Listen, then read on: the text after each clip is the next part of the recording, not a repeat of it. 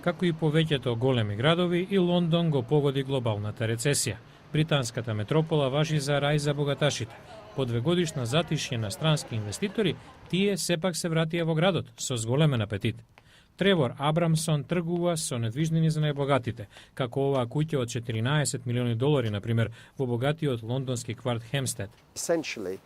Лондон е предводник во светот. Ако ги анализирате пазарите во Њујорк, Лос Анџелес, Париз, Берлин, Франкфурт, југот од Франција, нови места ќе им треба време да се опорават. Покрај традиционалните купувачи од Блискиот Исток и Русија, нови инвеститори ги отвораат паричниците. Најновите доаѓаат од Кина, плаќаат меѓу 80 до $125 милиони за недвижнина.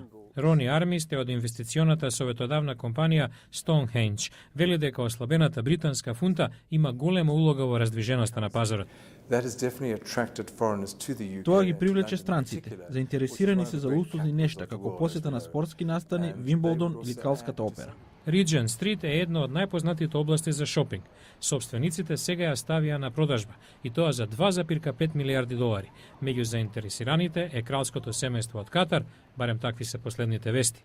Иако повеќето британци се уште мака мачат со рецесијата и има голема стапка на невработеност, Лондон се надева дека милиардерите не само што ќе се вратат во градот, туку и ќе потрошат голема сума пари.